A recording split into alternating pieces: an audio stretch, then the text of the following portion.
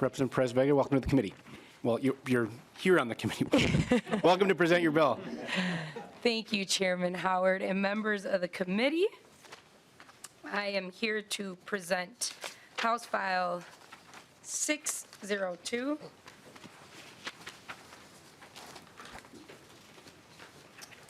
Good afternoon. Once again, Chairman and members of the committee, today I present to you House File 602, a bill for an act relating to housing, prohibiting an eviction for non-payment of rent when an application for rental assistance for the tenant is pending. In January 2022, nearly 8,000 Minnesotans went a night unsheltered. At this rate, we are becoming not only the land of over 10,000 lakes, but becoming the land of over 10,000 homeless. Not just in the Twin Cities and the metro area, but in greater Minnesota as well. A 2018 study by the National Law Center of Homelessness and Poverty found that evictions, whether through formal court proceedings or other methods of involuntary displacement from housing, are a direct cause of homelessness, either immediately or after social safety networks are exhausted.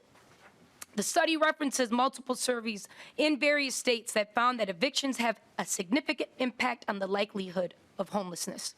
8 other states are providing some form of statewide eviction protections: Indiana, Massachusetts, Michigan, Nevada, New Jersey, New Mexico, New York, and Washington.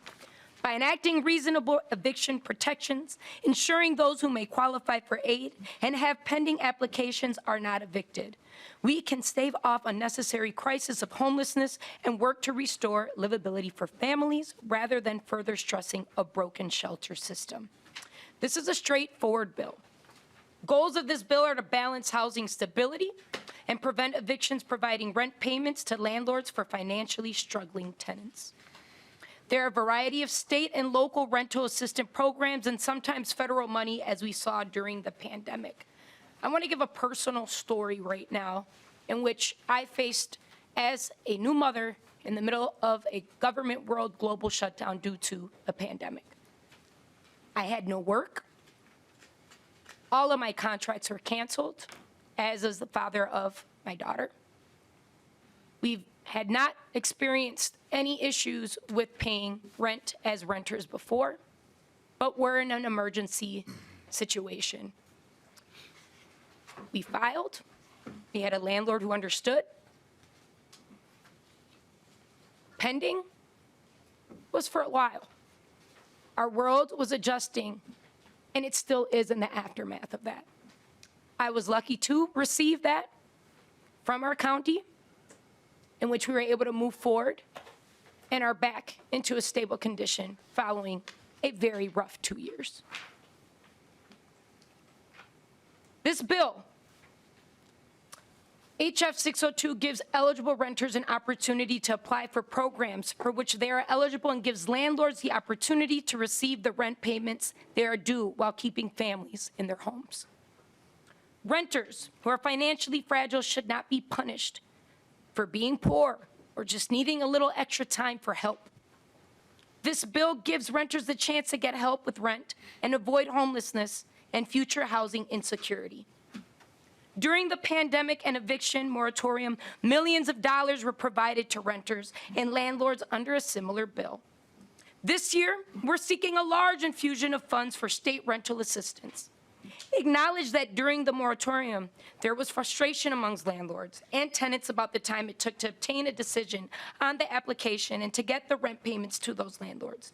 It is true that rental assistance applications are not processed as quickly as we'd like, and payments to landlords are delayed longer than we'd like.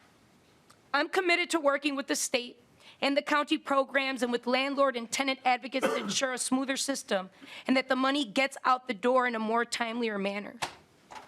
I'm sure that we can fix this issue because I'm a survivor of these issues. And I'm also grateful for the work that this state has done, but we need to do more. And there's folks that aren't as lucky as I am to be here. I ask for the members of the committee to support HF 602. Gracias. Thank you, Representative. Our first testifier is Mary Kajorek, Managing Attorney with Legal Aid. Ms. Kajorek. Chair Howard, members. My My name is Mary Kachorik. I'm a managing attorney at Mid-Minnesota Legal Aid. Legal Aid is part of a statewide coalition of nonprofit law firms that provide assistance to low-income renters in all 87 counties.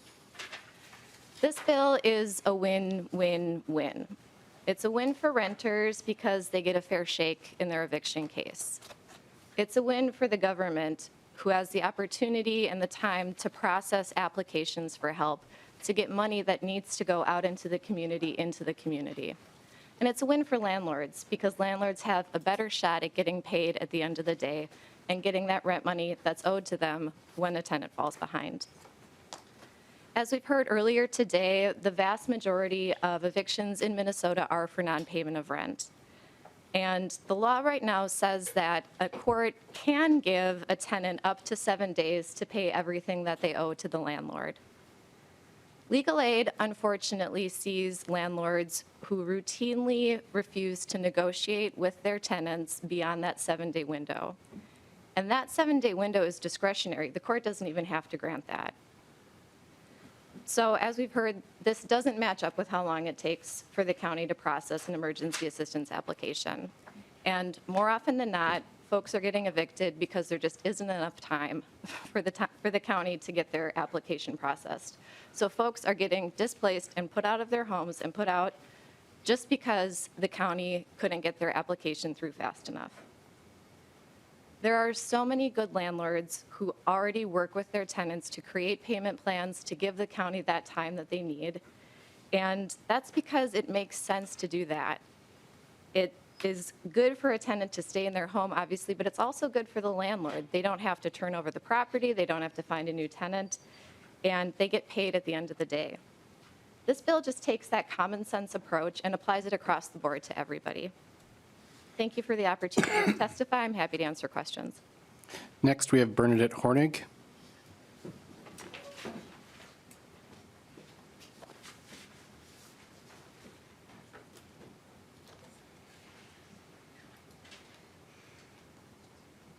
Welcome back. Hi, good afternoon. I'm back.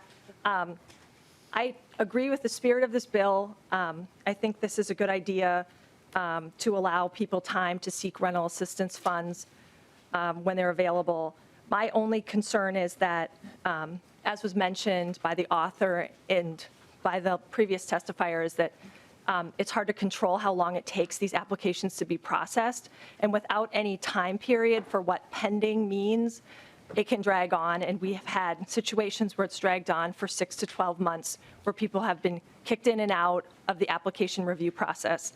That's not fair to the renter. That's not fair to the property owner. And again, I feel like without any sort of timeline or accountability on the government agencies that are reviewing these applications, that you're putting an undue stress on everybody involved. And I guess my frustration is I see this as the government putting on more rules without holding itself accountable. So if you're going to do something like this, there needs to be a timeline, a reasonable timeline for these applications to be processed so people can get a decision and move on with their lives and receive the funds they're entitled to receive. And so that's my concern. But otherwise, I think it's a great idea. Thank you. And we have a little bit of time left, and I've a little housekeeping. The motion here on this bill is to be laid over for possible inclusion, and I know that there is an amendment to A1. Lee Johnson, did you want to offer the A1? Chair Howard, I would like to offer the A1. I'll explain it if you would like. Please do, Representative Johnson. The A1 amendment is an attempt to put some timelines on the process. When we had the pandemic relief for the housing providers, we missed the mark on that. We didn't have any timelines, didn't have any requirements on both parts. What this amendment does, it requires well, one thing that happened, tenants would start the application and would never, and sometimes would never complete them. But so it was always pending and pending and pending. Housing providers were never paid. Nothing could be done because the way the bill was written, it was pending. So what this does is requires that the tenant cooperate and provide everything they need in a timely manner And also, within 10 days of a disposition, notify the housing provider of what the situation is, and it goes from there. And it's a way to start some communication. I would hope that if the tenant was going to be in trouble, they'd start this process before the rent was due, so they can actually get things done right away, so it alleviates some tension between the tenant and the housing provider. I do hope that you'll take it as a friendly amendment. Representative Perez-Vega. Friendly. Hi, Chairman. You know, if I get an oral amendment in regards to adding 3 words. This So amendment. you're proposing an oral amendment, Representative Perez-Vega? Yeah, if I can get, friendly. What are you proposing? I'm proposing that we add 3 words, that it shouldn't just fall on the responsibility of the tenant. It should fall with the communication between the tenant and the landlord. So I would add the tenant, I would add the 3 words of, and the landlord must cooperate with the agency or organization providing the assistance and complete any requests on a pending application in a timely manner. It is a couple words. I want to go to the author of the amendment, Representative Johnson. I'm just wondering, does the property owner even involved in the application? I will say, I know for most rental assistance applications they are, at least I'm aware, but I could go quickly to maybe Ms. Kajorek. Thank you, Chair Howard. Representative, yes, the landlords are involved. They need to provide a W-9. They need to provide a lease, a ledger that includes the current month. A lot of times what the tenant has is an older ledger that doesn't include the most recent month. And landlords do need to participate in the process. So this language does make sense from like a common sense workability approach. Thank you. Representative Johnson, you okay with that? I am fine with that. Staff, could you read that back for us so we make sure we know what we're doing correctly? Ms. Davis? Yeah, Chair and members, the oral amendment to the H0602A1 amendment is on page 1, line 2, after the word tenant, insert, and the landlord. So I will move for a vote for that amendment to the amendment. All those in favor say aye. Aye. Aye. Opposed? The amendment to the amendment is adopted. Now we are on the A1 as amended, and I will say I'm supportive of this amendment in the spirit of it. I think it is aimed at improving that sort of communication piece, and so unless there's other discussion, I'll call for a vote on the amended A1. All those in favor say aye. Aye. Opposed? The amendment is adopted.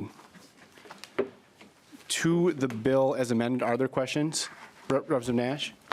Thank you, Mr. Chair. Just very quickly, and Representative Perez-Vega, on lines 2.17 through 2.21, you say if there is an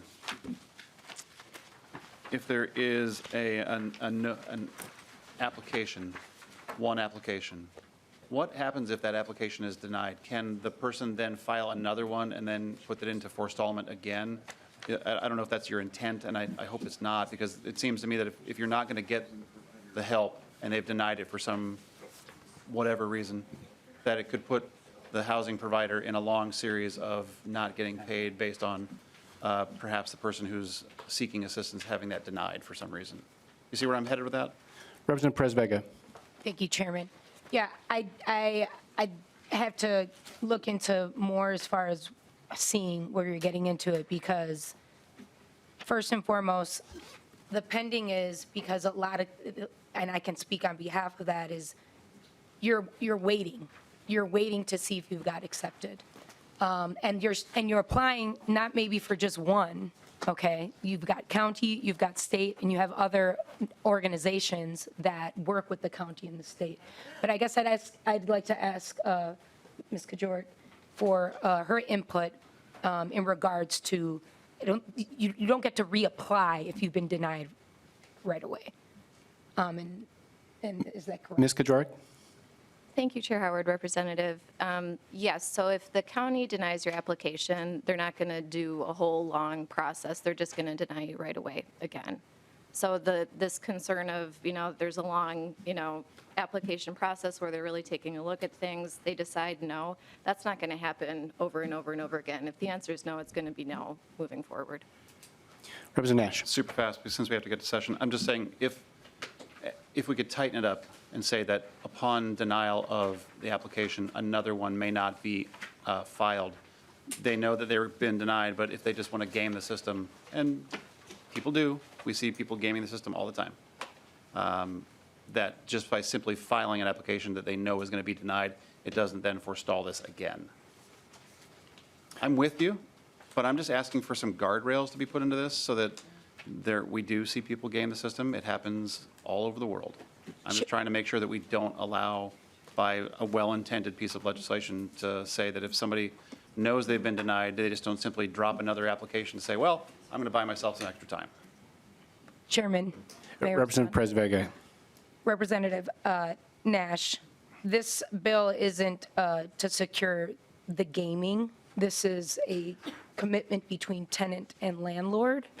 And so I don't see that as being an issue to add if already the county and the state and the city services are not going to allow you to reapply. That would mean that they would have to face, breaking their commitment in that contract with that landlord. I don't think it's necessary. This bill is going to be laid over, but just a quick final comment, Representative Perez Vega? Yes. Thank you, members of the committee who are in support of this.